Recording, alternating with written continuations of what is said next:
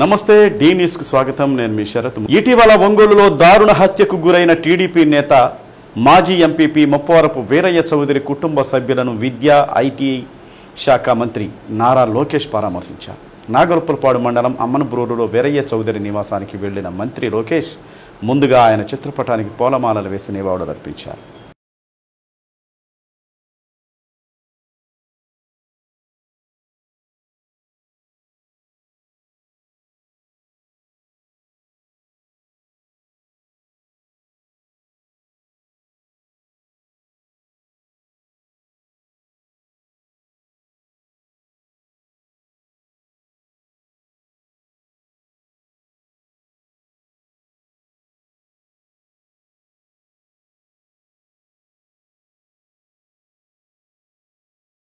వీరయ్య చౌదరి సతీమణి కుమారుడు ఇతర కుటుంబ సభ్యులను పరామర్శించి లోకేష్ ధైర్యం చెప్పారు.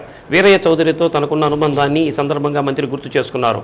యువగళం పాదయాత్ర సమయంలో తనతో పాటు అడుగులు వేశారని, పార్టీ పటిష్టత కోసం కృషి చేసిన వీరయ్య చౌదరి దారుణ హత్య బాధాకరమని అన్నారు.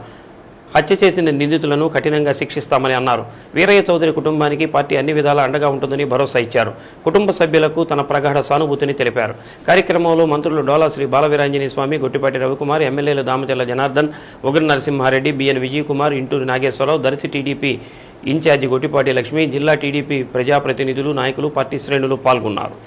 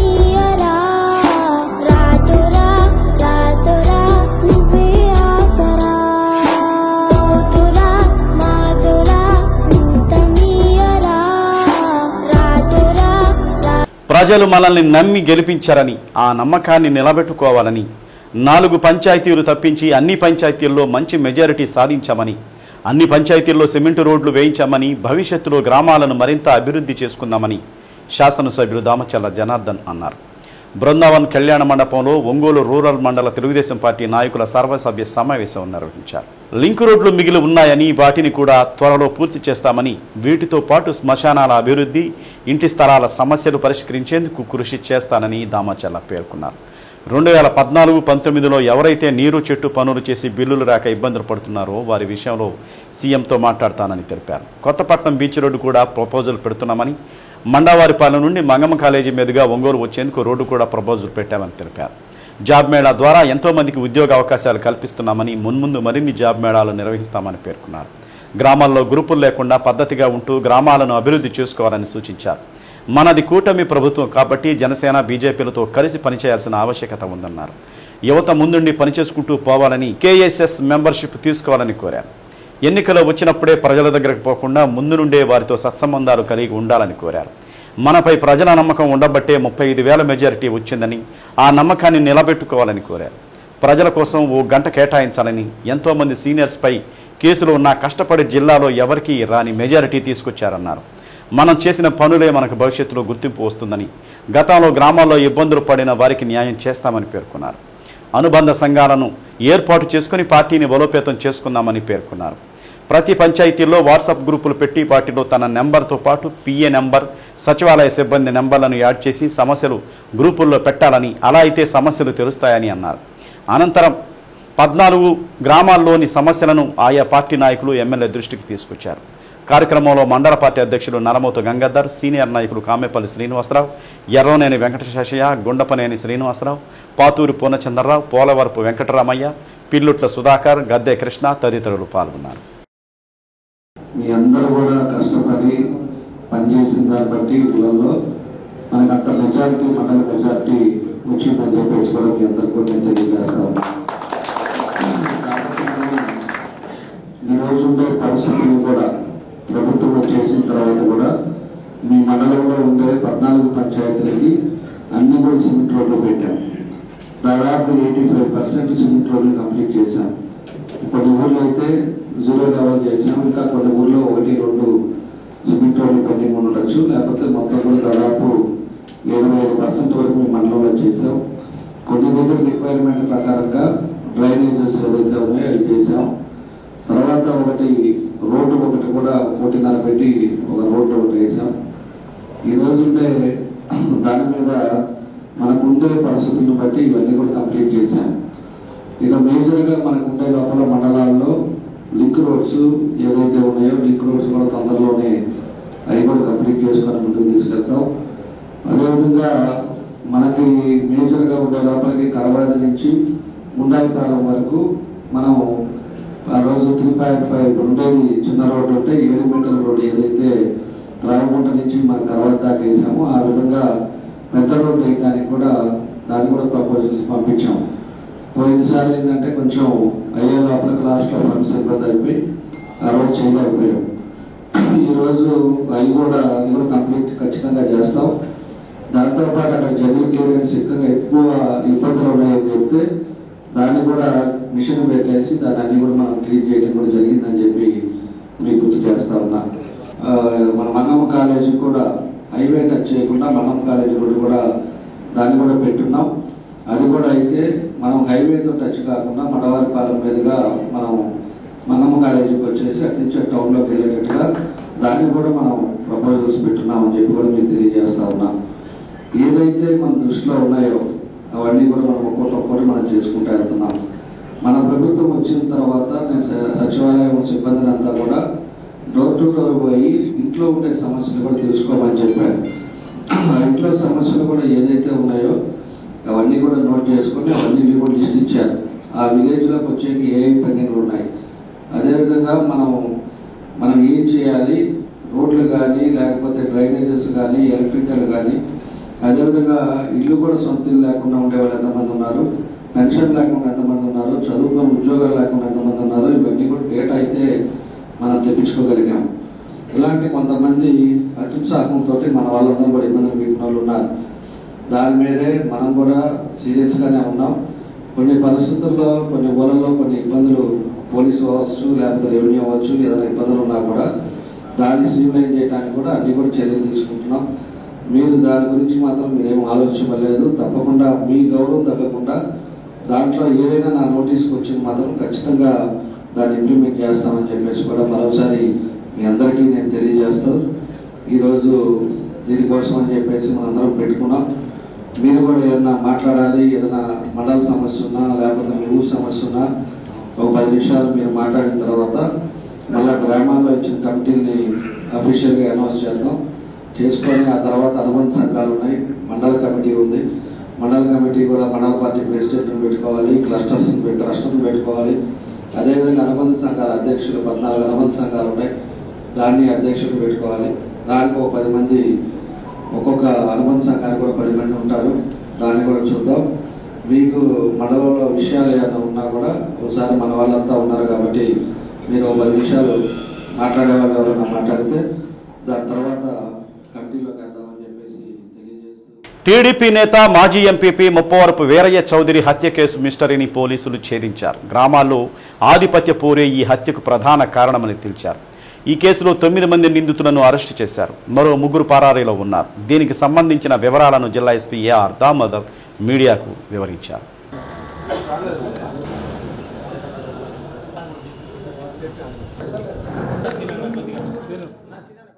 గ్రామంలో ఆధిపత్య పోరు, భయం, బెంగ, ఆందోళనలో భాగంగా నాగులొప్పలపాడు మాజీ ఎంపీపీ అమ్మనబ్రోలుకు చెందిన ముప్పవరపు వీరయ్య చౌదరిని హత్య చేసేందుకు పథకం పన్ని ఒక ప్రణాళికాబద్ధంగా గత నెల 22వ తేదీ రాత్రి 7:30 హత్య చేయడం జరిగిందని జిల్లా ఎస్పీ ఏఆర్ దామోదర్ తెలిపారు.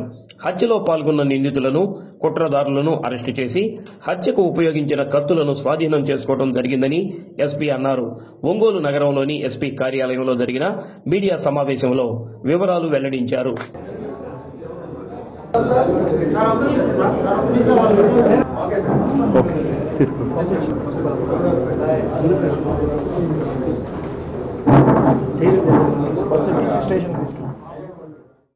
లాస్ట్ మంత్ ఏప్రిల్ 22వ తేదీ ఒంగోలు నగరంలో నాగుప్పలపాడు మండలానికి సంబంధించినటువంటి ఎక్స్ఎంపీపీ అయినటువంటి ముప్పవరపు వీరయ్య చౌదరిని తన ఆఫీసులో 4 వ్యక్తులు పొడిచి హత్య చేశారు. సో వీళ్ళు వేరే వేరే రీజన్స్తో ఈ యొక్క మర్డర్ చేయడం జరిగింది. చేసినటువంటి వ్యక్తులు వంశీ, అలాగే బన్నీ తేజ, నాగరాజు అండ్ వెంకట్ గౌతమ్ అనే 4 వ్యక్తులు దీంట్లో ముఖ్యంగా పార్టిసిపేట్ చేశారు. అలాగే వీళ్ళ వెనక వినోద్ అనే వ్యక్తి మెయిన్ వీళ్ళందరినీ ఆర్గనైజ్ చేశారు.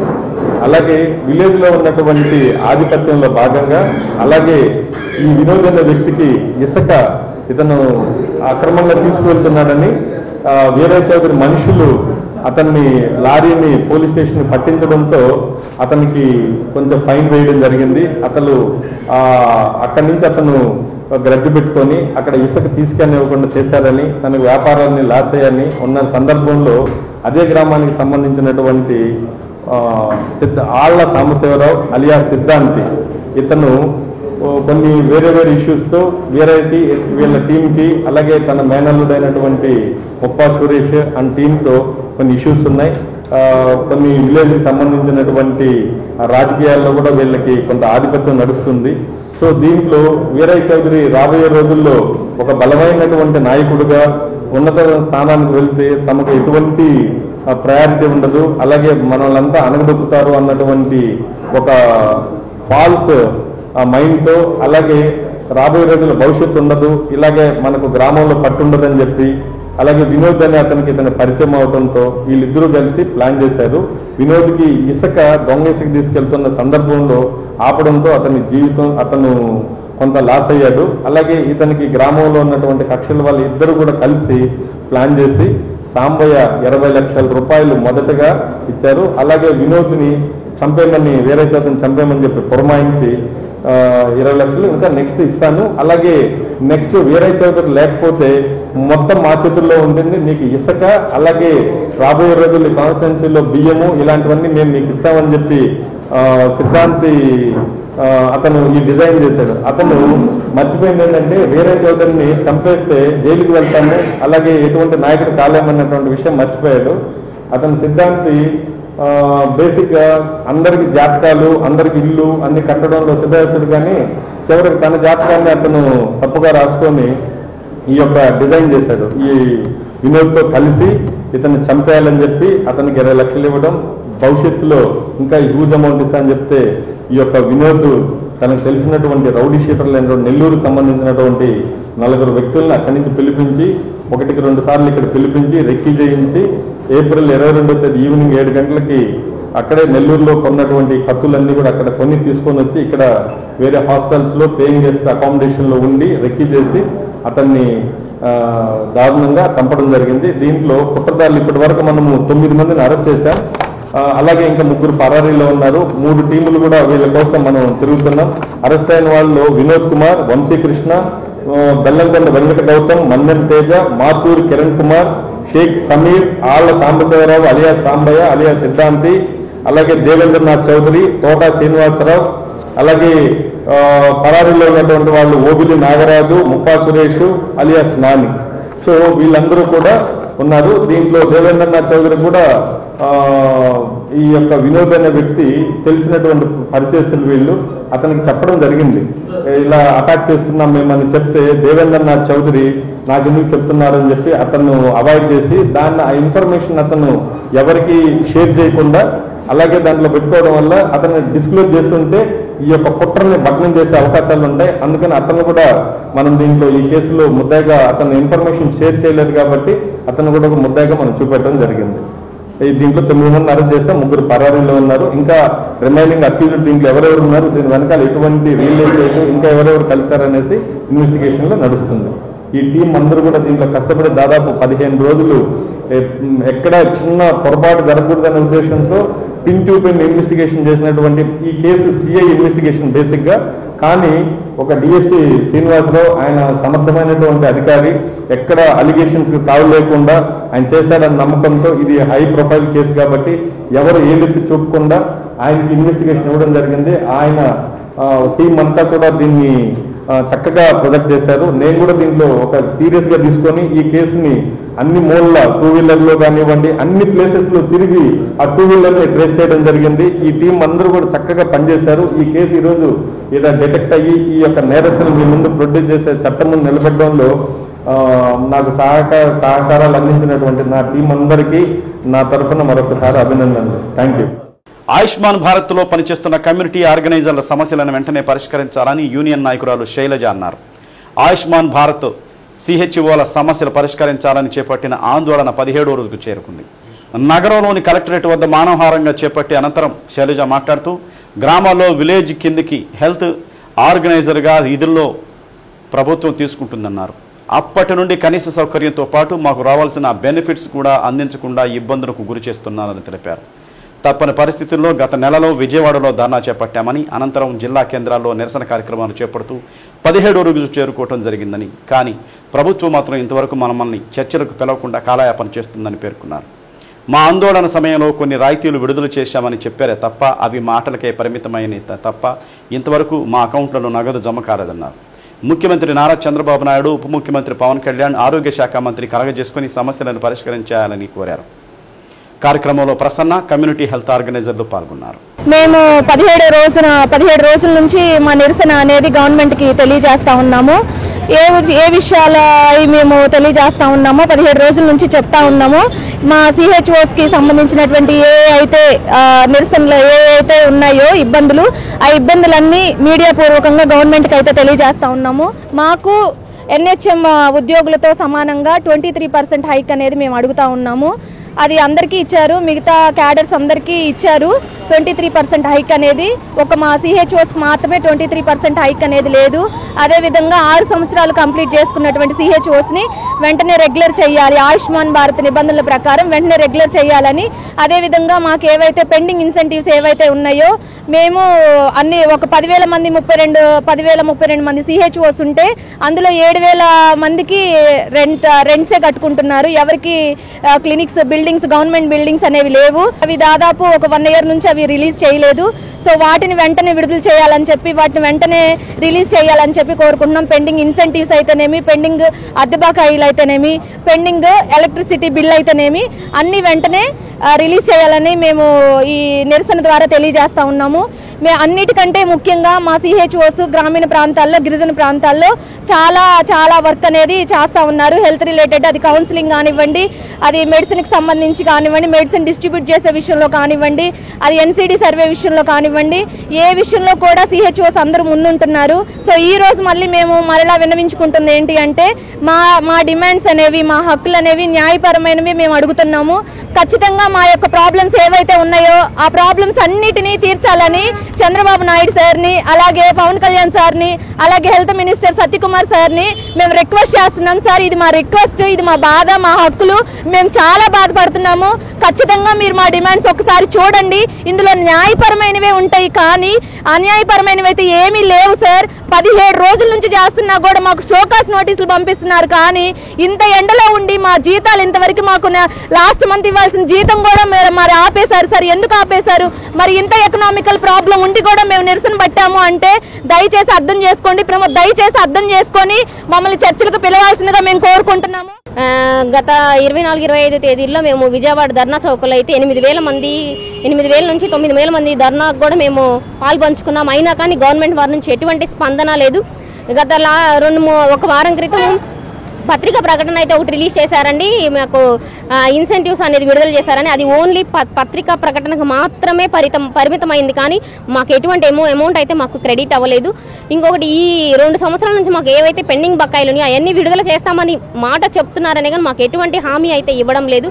దానికి తోడు చర్చలకు వెళితే సానుకూలంగా స్పందించకుండా 8 PM FRS మిగతా ఏ క్యాడర్లో 8 PM FRS అనేది ఇంతవరకు NHM క్యాడర్లో కానివ్వండి, రెగ్యులర్ క్యాడర్ ఏ క్యాడర్లో కూడా ఇంతవరకు 8 PM FRS లేదండి. మీరు పరిశీలించినట్టయితే గవర్నమెంట్ వారు 10,000 మంది 32 హెల్త్ క్లినిక్స్ అయితే ఇంకా కన్స్ట్రక్ట్ అవ్వలేదండి ఎక్కడ, కానీ సగానికి సగం హెల్త్ క్లినిక్స్ అట్లానే ఉన్నాయి. ఆ సగానికి కన్స్ట్రక్ట్ అయినవి కూడా ఎక్కడో శ్మశానాలలో ఎక్కడో ఊరు చివర్లు ఉన్నారండి. మాలో అన్మ్యారీడ్స్ 80% అన్మ్యారీడ్సే ఉన్నారు.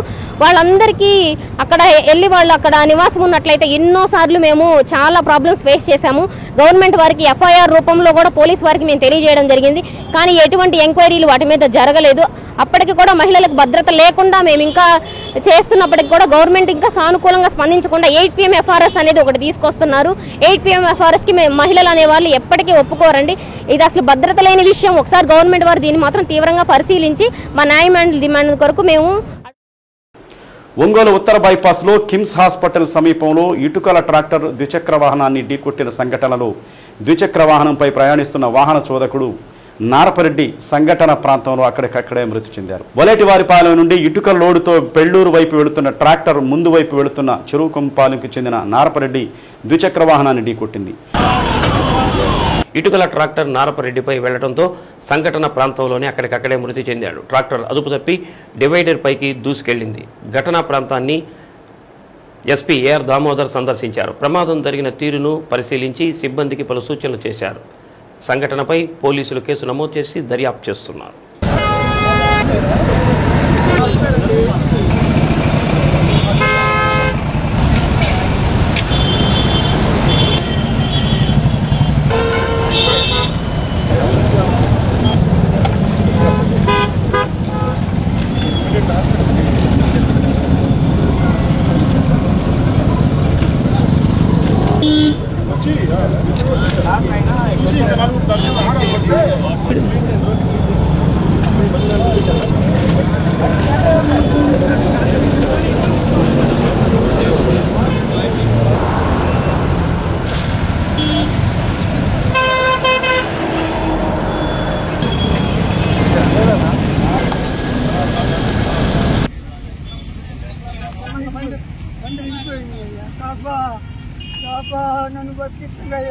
ప్రయాణికులకు ఎటువంటి అసౌకర్యం కలగకుండా ఒంగోలు డిపోలో అన్ని ఏర్పాట్లు చేస్తున్నామని డిపో మేనేజర్ ధర్మవరపు శ్రీనివాసరావు తెలిపారు.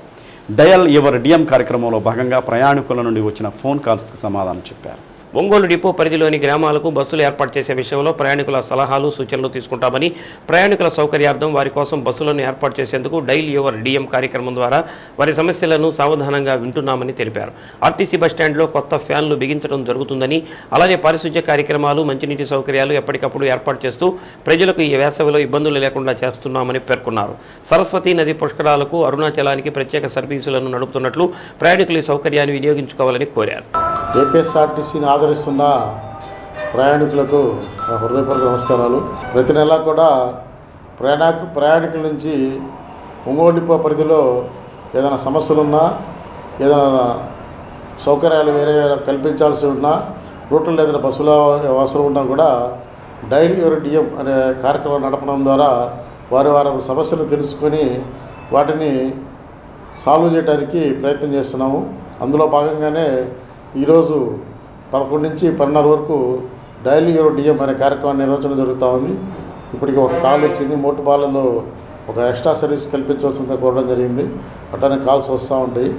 వాటిని మనం ఖచ్చితంగా స్వీకరించి ప్రయాణికులు ఏవైతే కావాలో వాటిని మా అవకాశం ఉన్నంత వరకు 100% చేయడానికి ప్రయత్నం చేస్తాము. అట్లానే ఇదే విధంగా తెలియజేసేది ఏంటంటే ఆర్టీసీ బస్టాండ్ అన్నింటిలో కూడా మంచి సౌకర్యాలు కల్పించున్నాము. ఒంగోలు డిపోలో చేసి దాదాపు 167 ఎయిర్పోర్ట్లో ఉన్నటువంటి 3 సీటర్ చైర్స్ ఉన్నవి. వాటన్నిటి కూడా పెయింట్ లేపించడం జరిగింది. అట్లానే కొత్తవి సీలింగ్ ఫ్యాన్స్ బిగించడం జరిగింది మొత్తం ప్లాట్ఫామ్ అన్నింటిలో కూడా. ఏంటంటే సీలింగ్ రిపేర్స్ ఉంటే వాటిని కూడా క్లీన్ చేయడానికి, రిపేర్ చేయడానికి సన్నాహాలు స్టార్ట్ అయినాయి ఈ రోజు నుంచి. అదేవిధంగా మంచినీళ్ళు ఎండాకాలం ప్రయాణికులు ఇబ్బంది పడకుండా ఉండటం కోసము సత్యసాయి ట్రస్ట్ వారిచే మంచి త్రాగునీరు, చల్లటి త్రాగునీరుని ఏర్పాటు చేయడం జరిగింది. ఇవి కాక ఒక చలివేంద్రం ఒకటి ఇటు పొందూరు వైపు బస్టాండ్ వైపు ఉంటుంది. మరి తాగునీరు మున్సిపల్ వాటర్ కూడా ఉంది. అట్లా 3 వైపులు కూడా వాటర్ ఫెసిలిటీ పెట్టడం జరిగింది. అట్లానే టాయిలెట్స్ వాటన్నిటి కూడా రిపేర్లు చేయించి చాలా సౌకర్యవంతంగా నీట్గా ఉండేట్టు ఎప్పటికప్పుడు చర్యలు తీసుకొని మా సూపర్వైజర్ చేత ప్రతి గంటకి చెక్ చేసుకొని వాటి మంచి క్లీన్గా ఉండడానికి ప్రయత్నం చేస్తున్నాము. ఈ విధంగా ప్రయాణికులకి మంచి సౌకర్యవంతమైన బస్సులే కాదు, మంచి సౌకర్యవంతమైన బస్టాండ్ కూడా కల్పించాలనే ఉద్దేశంతో ఈ సౌకర్యాలను కలుగజేస్తున్నాము. వీటన్నింటినీ కూడా ప్రయాణికులు స్వీకరించి ఆర్టీసీని ఆదరించాల్సిందిగా కోరుచున్నాము. ఇదే విధంగా తెలియజేసేది, ఇప్పుడు సరస్వతి నది పుష్కరాలు జరుగుతూ ఉన్నాయి. దానికి ఎవరైనా వెళ్ళే వాళ్ళు ఉంటే మేము బస్సులు ఏర్పాటు చేస్తున్నాము. ఎవరైనా బ్యాచ్ కానీ విడివిడిగా కానీ డిపో మేనేజర్ నంబరు 9959225695 మనం సంప్రదిస్తే ఖచ్చితంగా వారికి సరస్వతి పుష్కరాలకి బస్సులు ఏర్పాటు చేస్తాము. అట్లానే ప్రతి నెల పౌర్ణమి రోజు ఈ గౌరవ పౌర్ణమికి అరుణాచలానికి కూడా బస్సులు ఏర్పాటు చేస్తున్నాము.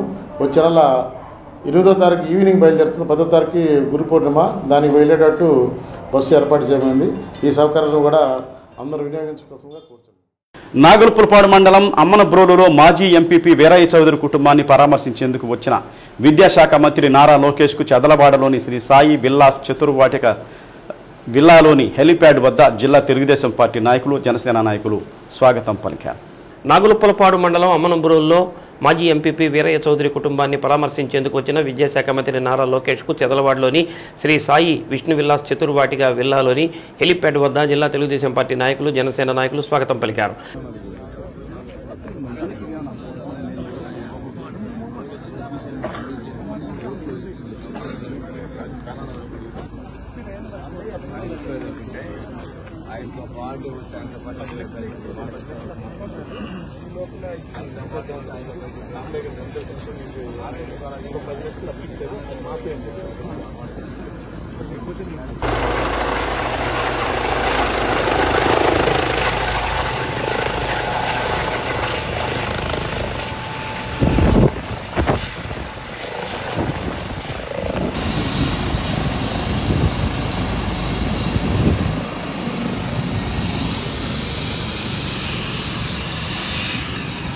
రాష్ట్ర మంత్రి డోలా శ్రీ బాలవీరాంజనేయ స్వామి, గొట్టిపాటి రవికుమార్, ఒంగోలు, కనిగిరి, కందుకూరు, సంతనూతలపాడు ఎమ్మెల్యేలు Damachalla Janardhan Rao, Mukku Ugra Narasimha Reddy, Inturi Nageswara Rao, BN Vijaya Kumar, PDCC bank chairman Kamepalli Seetharamaiah, Janasena నాయకులు Kandi Ravishankar, collector Tameem Ansariya, JC Gopalakrishna, SP Damodar, Ongole RDO Lakshmi Prasanna, maritime board chairman Damacharla Satyanarayana, వ్యవసాయ సలహా మండలి చైర్మన్ మారెడ్డి శ్రీనివాసరెడ్డితో పాటు రాష్ట్ర ఆల్డా చైర్మన్ షేక్ రియాద్, టీడీపీ, జనసేన నాయకులు పాల్గొన్నారు.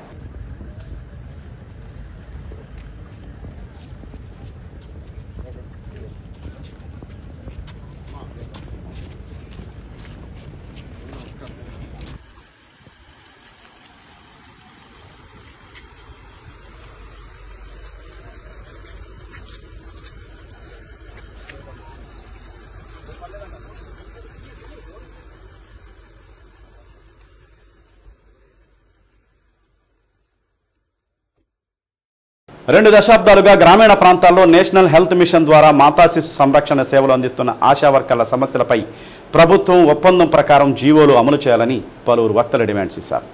ఒంగోలు కాపు కళ్యాణ మండపంలో సిఐటియు నిర్వహించిన జిల్లా సదస్సు ఆశా వర్కర్లు పాల్గొన్నారు.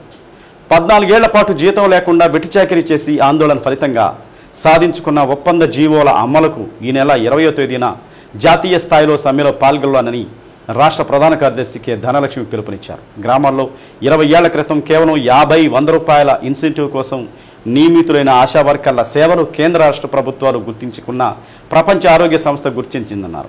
కోవిడ్ కాలంలో సామాజిక బాధ్యతగా అందించిన సేవల పట్ల ప్రజలు ప్రశంసించినట్లు పేర్కొన్నారు.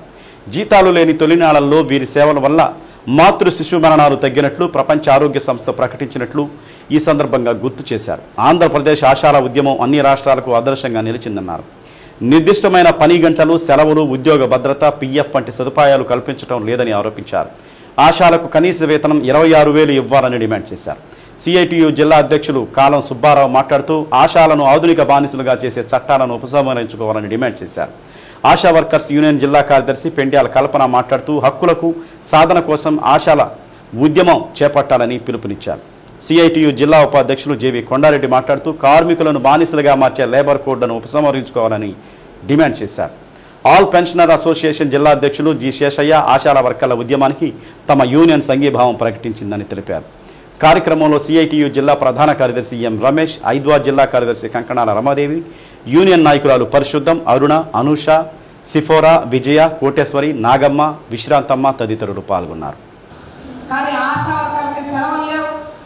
ఈ సర్వేల పేరుతోటి అవసరం ఉన్నా లేకపోయినా అనేక రకాలైనటువంటి చాకరీ ఈరోజు ఆశా వర్కర్లతో చేపిస్తా ఉన్నారు. మేము ఈ ప్రభుత్వాన్ని ఒకటే అడుగుతా ఉన్నాం, మీరు ఆశా వర్కర్లతో చేసేటటువంటి చాకరీ చేయించే చాకరీ ఏదైతే ఉందో అది ప్రజలకు ఉపయోగపడాలి. ఒక సర్వే చేస్తున్నారంటే క్యాన్సర్ పేషెంట్లు ఎంతమంది ఉన్నారు, టీబీ పేషెంట్లు ఎంతమంది ఉన్నారు, లెప్రసీ పేషెంట్లు ఎంతమంది ఉన్నారు, లేదంటే ఇతర ఏ జబ్బులైన కిడ్నీకి సంబంధించిన జబ్బులున్న వాళ్ళు ఎంతమంది ఉన్నారనే పద్ధతిలో ఈ ప్రభుత్వం సర్వేలు చేపుతుంది. మనతోటి సర్వేలు చేపించి ఏం చేస్తుంది, నువ్వు సర్వే చేయించిన తర్వాత ఆ ప్రజలకి వైద్యం అందించేటువంటి పద్ధతిలో ఏమైనా మీరు నిర్ణయం చేస్తున్నారంటే ఆ నిర్ణయం చేయట్లేదు. మన పర్మనెంట్ ఉద్యోగం కాదు, జీతం అడిగితే నువ్వు పర్మనెంట్ ఉద్యోగం కాదంటున్నారు, నువ్వు స్కీమ్ వర్కర్ అంటున్నారు, సెలవు అడిగితే నువ్వు ఉద్యోగం కాదంటున్నారు, కానీ రిటైర్మెంట్ చేయడానికి మాత్రం మీరు ఉద్యోగాలు చెప్తున్నారు. అంటే రిటైర్మెంట్ చేయడానికి అయితే మన ఉద్యోగం తప్ప జీతం తీసుకున్నది మన ఉద్యోగం కాదు, లేకపోతే రిటైర్మెంట్ చేశాక పెన్షన్ తీసుకోవడానికి ఉద్యోగం కాదు, యాక్సిడెంట్ జరిగితే ఇన్సూరెన్స్ వర్తింపజేయడానికి మన ఉద్యోగం కాదు. అందుకనే ఈ ప్రభుత్వాలు అడుగుతా ఉన్నాం, 2 నాలుగుల ద్వారా ఆపండి. 2024 ఫిబ్రవరిలో 8వ తేదీన మనం చెలో విజయవాడ కార్యక్రమాన్ని నిర్వహించాం. 9వ తేదీన ప్రభుత్వం మనతో చర్చ జరిపింది. ఎక్కువ జనాభా పనిచేస్తున్నటువంటి వాళ్ళని జనాభా సంఖ్యను తగ్గిస్తామని చెప్పారు, సెలవులు ఇస్తామని చెప్పారు. ప్రభుత్వ సెలవులతో పాటు క్యాజువల్ లీవ్స్ కూడా ఇస్తామని చెప్పారు, వేతనంతో కూడి మెటర్నిటీ లీవ్ ఇస్తామని చెప్పారు, 60 ఏళ్ళ నుంచి 62 ఏళ్ళకి వయసుని పెంపుదల చేస్తామని చెప్పారు, ఇన్సూరెన్స్ స్కీమ్ వర్తింపజేస్తామని చెప్పారు, రికార్డ్స్ ప్రభుత్వమే ఇస్తామని చెప్పింది, పనిచేయని సెల్ ఫోన్లు ప్రభుత్వమే ఇస్తామని చెప్పింది, సెల్ ఫోన్ లో పనిచేయడం రాకపోతే ట్రైనింగ్ ఇస్తామని చెప్పింది, చనిపోతే మట్టి ఖర్చుల కింద 20,000 ఇస్తామని చెప్పింది. ఈ రోజుకి ఒక్క జీవో పడిచినటువంటి పరిస్థితి. ఈ సంవత్సర కాలంలో సంవత్సరాలు అవుతా ఉంది. ఈ సంవత్సరాల కాలంలో అనేక మంది ఆశా వర్కర్లు ప్రాణాలు కోల్పోయారు. వాళ్ళ కుటుంబాన్ని ఆదుకునే పని ప్రభుత్వం చేయలేదు. ఇప్పటికీ ఇన్సూరెన్స్ కు సంబంధించి ఫారాలు పంపించారు. తట్టుకోలేని ఎండలు, ఒక్కపోతతో ప్రజలు దాహార్తితో ఎక్కడ చలివేంద్రాలు కనపడితే అక్కడకు పరిగెడుతున్నారు. ఒంగోలు నగరంలోని కలెక్టరేట్ వద్ద డీజేఆర్ ట్రస్ట్ ఆధ్వర్యంలో ఏర్పాటు చేసిన చలివేంద్రానికి ప్రజలు బారులు తీరుతున్నారు. ఉదయం 11 గంటల నుండి మజ్జిగ పంపిణీ కార్యక్రమం ప్రారంభం కావడంతో ప్రజలు కాస్త ఉపశమనం పొందేందుకు చలివేంద్రాలలో ఇస్తున్న మజ్జిగ త్రాగుతూ సేద తీరుతున్నారు. ఈ సందర్భంగా 14వ డివిజన్ తెలుగుదేశం పార్టీ అధ్యక్షుడు ఆంజనేయుల ఆధ్వర్యంలో మజ్జిగ పంపిణీ జరిగింది. డీజేఆర్ ట్రస్ట్ ఆధ్వర్యంలో నగరంలో అనేక ప్రాంతాల్లో చలివేంద్రాలు ఏర్పాటు చేసి మజ్జిగ అందిస్తున్నామన్నారు. కలెక్టరేట్ వద్ద ఉన్న చలివేంద్రంలో కలెక్టరేట్కు వచ్చే ప్రజలతో పాటు పాదచారులు కూడా ఎక్కువగా మజ్జిగను స్వీకరిస్తూ దాహార్తి తీర్చుకుంటున్నారని ప్రజల నుండి స్పందన లభిస్తుందని ఆంజనేయులు తెలిపారు. డీజేఆర్ ట్రస్ట్ ద్వారా మజ్జిగ పంపిణీ కార్యక్రమం విశేష స్పందన కనిపిస్తూ ఉంది. ఈ ఎండ వేడి తట్టుకోలేక జనాలు రోడ్డు మీద వెళ్ళే పాదచారులందరికీ కూడా మజ్జిగ పోయడం చాలా ఆనందంగా ఉంది. సారు ప్రవేశపెట్టినటువంటి ఈ కార్యక్రమం విజయవంతం జరుగుతూ ఉంది. విజయవంతంగా ధన్యవాదాలు తెలియజేస్తున్నాం సార్. ఈ రోజుకు 26వ రోజు కార్యక్రమం జరుగుతూ ఉంది. ఈ కార్యక్రమానికి విశేష స్పందన బాగా జనం నుంచి చాలా స్పందన వస్తుంది. కార్యక్రమం చాలా బాగుందని ప్రతి ఒక్కరు అంటున్నారు. చాలా మంచి పని చేస్తున్నారు జనార్దన్ గారిని. ట్రస్ట్ ద్వారా చాలా మందికి దానం తీరుతూ ఉన్నారని చెప్పని తెలియజేస్తున్నారు. ఈ ఎండలు ఉన్నంత వరకు ఈ కార్యక్రమం జయప్రదంగా దిగ్విజయంగా జరుగుతుందని చెప్పని మేము తెలియజేస్తున్నాం. చేమకుర్తి మండలంలోని కేవీపాలెంలో శ్రీ ప్రసన్నాంజనేయ స్వామి తిరునాళ్లను వైభవంగా నిర్వహించారు. దేవాలయ వార్షికోత్సవాన్ని పురస్కరించుకొని నిర్వహించిన తిరునాళ్లకు చుట్టుపక్కల గ్రామాల నుండి పెద్ద ఎత్తున భక్తులు తరలి వచ్చారు. ఈ సందర్భంగా ఆలయం మూల విరాటుని దర్శించుకుని పూజలు జరిపారు. ఇక టీడీపీ ఆధ్వర్యంలో ఏర్పాటు చేసిన విద్యుత్ ప్రభలపై సాంస్కృతిక కార్యక్రమాలలో ఎమ్మెల్యే బిఎన్ విజయ్ కుమార్ తదితరులు పాల్గొన్నారు. బాబు గారి అభిమానులు కాదండి, భక్తులు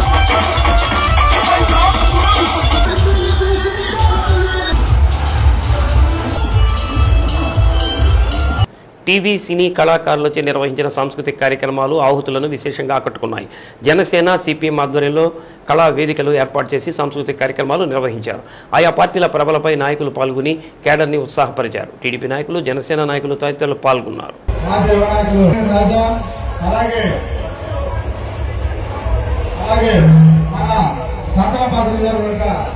తెలుగుదేశం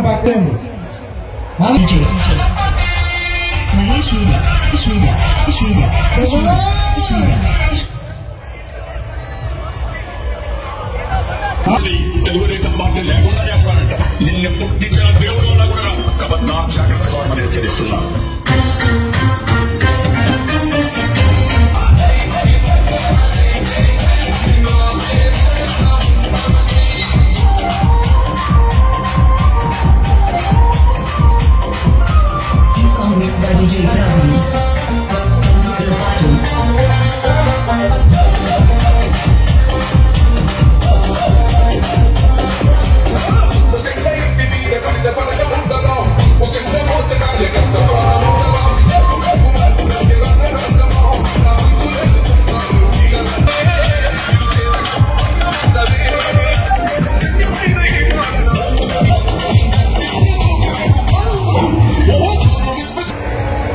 ప్రసన్న ఆంజనేయులు స్వామి తిరునాళ్ళు ఆయన దీవెనతో పోయిన ఎలక్షన్లు తెలుగుదేశం పార్టీ అద్భుతమైన మెజారిటీ సీట్లు గెలుచుకున్నది.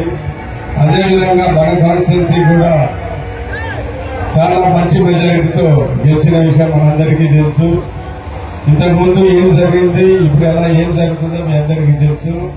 చంద్రబాబు నాయుడు గారు వచ్చిన తర్వాత అభివృద్ధి సంక్షేమ కార్యక్రమాలు ముందుకు వెళ్తున్న విషయం మీ అందరికీ తెలుసు. వచ్చిన 9 నెలల్లోనే అనేక సిమెంట్ రోడ్లు, బీటీ రోడ్లు, అనేక ప్రోగ్రాంలు దగ్గర మన కాన్స్టిట్యున్సీ లో ఒక 30 కోట్ల వర్కులు జరిగిన విషయం మీ అందరికీ తెలియజేస్తున్నాను. రాబోయే కాలంలో ఎలక్షన్ మేనిఫెస్టోలో చెప్పిన విధంగా ప్రతి ఇంటికి కొలాయి జేజే విషయంలో కూడా ఈ 5 సంవత్సరాలు చేస్తామని చెప్పిన అభివృద్ధి సంక్షేమ కార్యక్రమాలు కొద్దిగా లేట్ అయినా కానీ అన్ని ప్రామిస్ ఇస్తానని, రాబోయే కాలంలో మీరు ఇంత అద్భుతమైన మెజార్టీ ఇచ్చినందుకు నా వంతు పూర్తి కృషి అభివృద్ధి సంక్షేమ కార్యక్రమాలు ఈ కాన్స్టిట్యూన్సీ చేయడానికి నేను ప్రసన్నాదేశం దేవులతో ఖచ్చితంగా చేస్తానని సందర్భంగా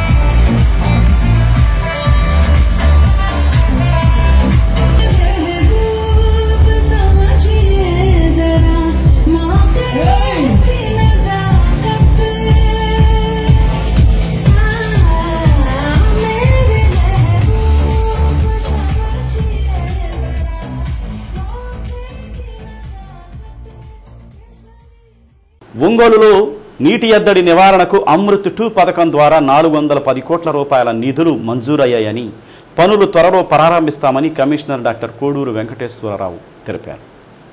ఎమ్మెల్యే దామచల్ల జనార్దన్ రావు చొరవతో నగరంలో ప్రజల దాహార్తిని తీర్చేందుకు అమృత్ 2 పథకం కింద ఒంగోలు నగరాన్ని చేర్చడం జరిగిందన్నారు. అమృత్ 2 పథకంపై కమిషనర్ మీడియాతో మాట్లాడారు. గతంలో గుండ్లకమ్మ రిజర్వాయర్ నుంచి అమృత్ పథకం ద్వారా ఒంగోలు నగరం ఏడుగుండ్లపాడు వరకు పైప్ లైన్ నిర్మించాలని, ఆ తర్వాత కొన్ని అనివార్య కారణాల వల్ల అది నిలిచిపోయిందని కమిషనర్ అన్నారు.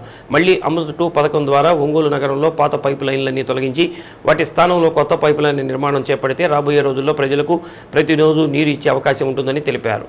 అందుకోసం అమృత్ పథకం ద్వారా గతంలో వెంకటేశ్వర కాలనీ మీదుగా రంగుల ఫ్యాక్టరీ వైపు పైప్ లైన్ నిర్మాణం చేసి వాటర్ హెడ్ ట్యాంకర్లను కూడా మంజూరు చేశారని పేర్కొన్నారు. ఈ పథకం ద్వారా నగరంలో మరికొన్ని ప్రాంతాలలో ఓవర్ హెడ్ ట్యాంకుల నిర్మాణాలు చేపట్టేందుకు ప్రణాళికలు సిద్ధం చేశారని అన్నారు. టెండర్లు పూర్తయిన వెంటనే పనులు త్వరలో ప్రారంభిస్తారని, అందుకు అవసరమైన ఏర్పాట్లు కూడా పూర్తి చేయడం జరిగిందని అన్నారు. ఈ పథకం పూర్తయితే శాసనసభ్యులు దామచర్ల జనార్దన్ ఆశించిన విధంగా ప్రతిరోజు పట్టణ ప్రజలకు నీరు అందించేందుకు ఉపయోగపడుతుందని తెలిపారు.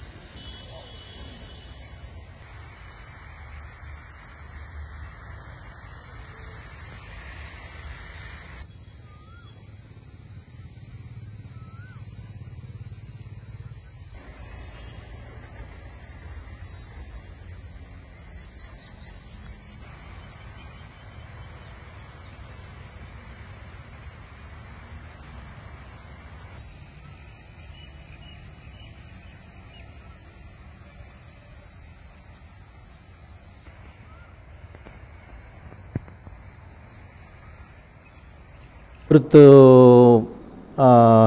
2 కింద మనకు 410 కోట్ల రూపాయలు గవర్నమెంట్ నుంచి శాంక్షన్ అయ్యి ఆల్రెడీ టెండర్ కూడా అయిపోయింది అది. సో త్వరలో దానికి పబ్లిక్ హెల్త్ విభాగం నుంచి టెండర్లు పూర్తయినటువంటి కంపెనీ వాళ్ళు ఎవరైతే ఉన్నారో ఆ ఏజెన్సీ వాళ్ళు ఆ పనులు చేపడతారు. సో ఎప్పుడైతే మనకు అమృత్ 2 పథకం కింద ఈ 410 కోట్ల పనులు ప్రారంభమవుతాయో దాదాపుగా 17కు పైగా ఈఎస్ఎల్ఆర్స్ నిర్మిస్తాము, పైప్ లైన్లు ఏర్పాటు చేయడం జరుగుతుంది. సో ఇవన్నీ కూడా దాదాపు ఒక 1.5 ఇయర్ పైన పట్టేదానికి అవకాశం ఉంటుంది. ఆ తర్వాత పట్టణ ప్రజలకు రోజు మంచినీళ్ళు ఇచ్చేదానికి ఏర్పాటు చేయాలన్నటువంటిది గౌరవ ఎమ్మెల్యే గారి యొక్క ఆలోచన. అందువల్ల వారి సూచనల ప్రకారము కేంద్ర ప్రభుత్వ నిధులు ఏవైతే ఉన్నాయో అమృత్ 2 పథకం కింద వచ్చినటువంటి వాటి ద్వారా మనకు ప్రధాన సమస్య మంచినీటి సమస్య. సో ఈ సమస్య తీర్చడానికి అమృత్ పథకం చాలా ఉపయోగపడుతుందని భావిస్తున్నాం. సో ఇప్పుడు మనకు చెరువులు కూడా అన్నీ మనకు ఉన్నటువంటి ఎస్ఎస్ ట్యాంక్స్ అన్నీ కూడా దాదాపు ఒక 68% ఇప్పుడు చెరువు నించుకున్నాం మనము. ఎస్ఎస్ ట్యాంక్ 1 and 2 ఉన్నాయి మనకు. అది కూడా సస్టైనబిలిటీ జూలై 25 వరకు ఏ విధమైనటువంటి వాటర్ ప్రాబ్లం లేకుండా మేము ప్రణాళిక మా ఇంజనీర్లు ప్లాన్ చేసుకున్నారు.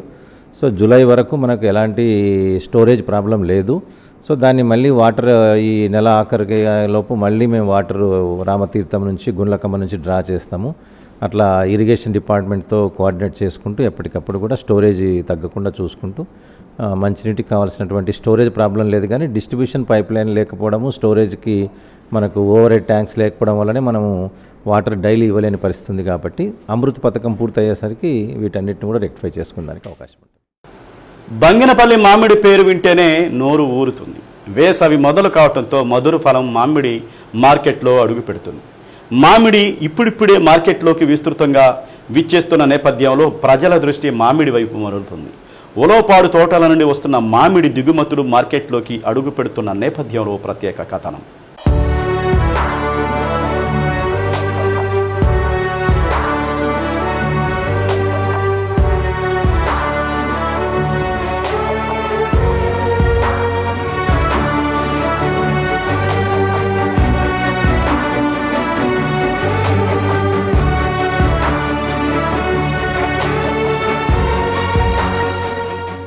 జిల్లాలోని మార్కెట్లోకి మామిడికాయలు వచ్చేస్తున్నాయి. ఉలవపాడు జాతీయ రహదారిపై మామిడికాయల అమ్మకాలు ప్రారంభమయ్యాయి. ఒంగోలు మార్కెట్లోనూ మామిడి వచ్చేసింది. కందుకూరు డివిజన్లో పండే బంగినపల్లి రకానికి మంచి ఎక్స్పోర్ట్ ఉంది.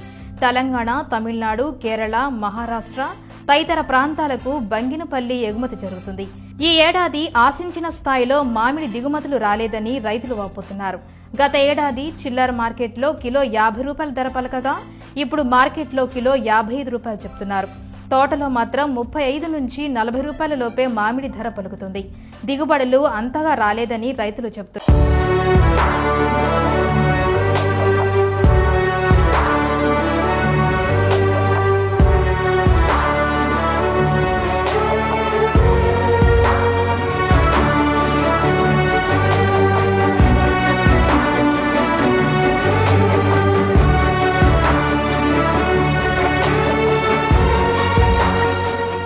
జిల్లాలో 8,523 హెక్టార్లలో మామిడి తోటలు సాగయ్యాయి.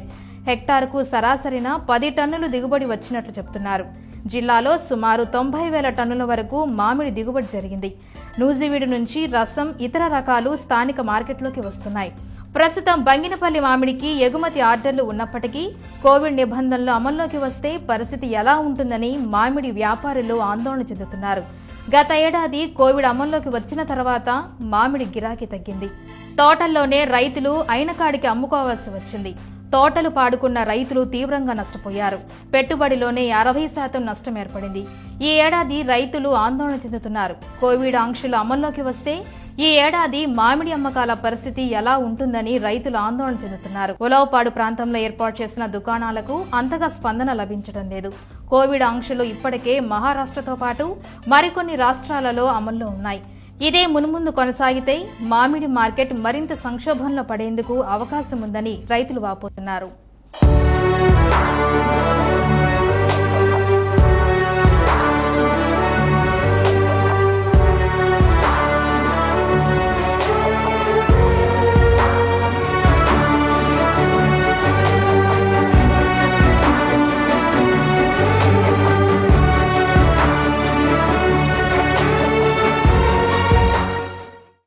మండలంలోని కోననేనివారిపాలెం గ్రామంలో శ్రీ ప్రసన్నాంజనేయ స్వామి దేవస్థానం 24వ వార్షికోత్సవ తిరణాలను భక్తి శ్రద్ధలతో నిర్వహించారు. స్వామివారిని దర్శించుకునేందుకు చుట్టుపక్కల గ్రామాల నుండి అధిక సంఖ్యలో భక్తులు తరలివచ్చారు. స్వామివారికి భక్తి శ్రద్ధలతో పూజలు చేశారు.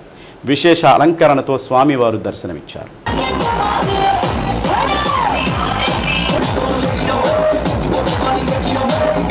తిరునాళ్ల సందర్భంగా వైసీపీ ఏర్పాటు చేసిన విద్యుత్ ప్రభలపై సాంస్కృతిక కార్యక్రమాలు ఆకట్టుకున్నాయి. కార్యక్రమంలో Darsi MLA Bucheppalli Sivaprasad Reddy, ZP chairperson Bucheppalli వెంకయ్యతో పాటు వైసీపీ నాయకులు పాల్గొన్నారు. వైఎస్ఆర్సీపీ విద్యుత్ ప్రభలపై ప్రదర్శించిన సాంస్కృతిక కార్యక్రమాలు ప్రజలను అలరించాయి. భక్తులకు అన్నదాన కార్యక్రమాలు, మంచినీటి సౌకర్యాలను దేవస్థానం కమిటీ వారు ఏర్పాటు చేశారు. సిఐ సుబ్బారావు ఎటువంటి అవాంఛనీయ సంఘటనలు జరగకుండా బందోబస్తు నిర్వహించారు.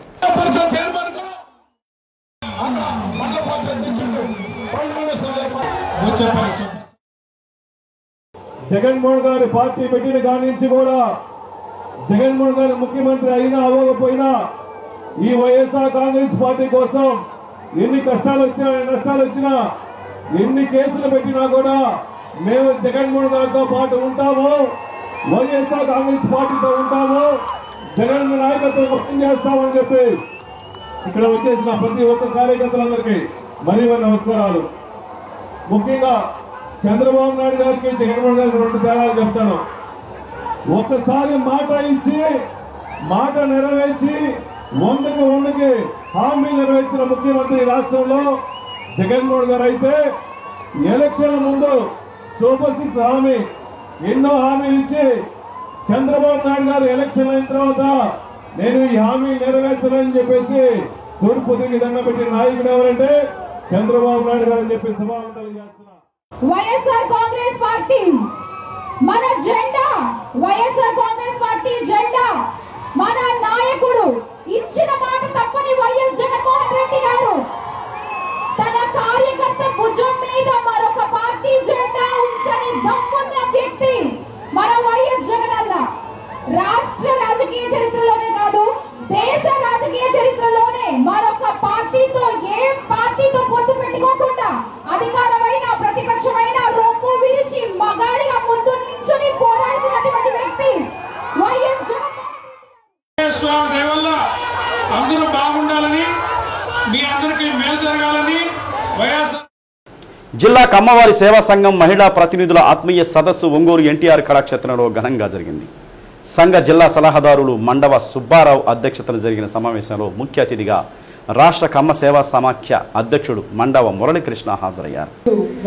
కమ్మ కులస్తులు సంఘటితం కావాల్సిన అవసరం ఎంతైనా ఉందని మురళీకృష్ణ అన్నారు. ఇతర కులాలకు సైతం సేవ చేసినప్పుడే సంఘానికి ఆదరణ లభిస్తుందని చెప్పారు. రాజకీయాలతో సంబంధం లేకుండా సంఘం ఆధ్వర్యంలో సమాజ సేవా కార్యక్రమాలు నిర్వహించాలని, ఇందులో మహిళలు కీలక పాత్ర పోషించాలని తెలిపారు. నరసం గౌరవ అధ్యక్షురాలు తేళ్ల అరుణ మాట్లాడుతూ అన్ని వర్గాల ప్రజలకు సహాయం చేస్తూ సొంత కుల అభివృద్ధికి పాటుపడాల్సిన అవసరం ఎంతైనా ఉందని అన్నారు. సేవా సంఘం జిల్లా మహిళా అధ్యక్షురాలు వడ్డెంపూడి సుజాత మాట్లాడుతూ తాను గ్రామాల పర్యటన చేసే తరుణంలో అక్కడికి మహిళలు ఎదుర్కొంటున్న అనేక సమస్యల గురించి తెలుసుకున్నానని, మహిళలకు అండగా నిలవాలనే ఉద్దేశంతో కమ్మవారి సేవా సంఘం మహిళా విభాగం ఏర్పాటు చేసినట్టు చెప్పారు. కార్యక్రమంలో సంఘం కన్వీనర్ రఘుపతి, జిల్లా కార్యదర్శి ఆల Hanumantharao, 1K club chairman Venkateswararao, సభ్యులు పాల్గొన్నారు.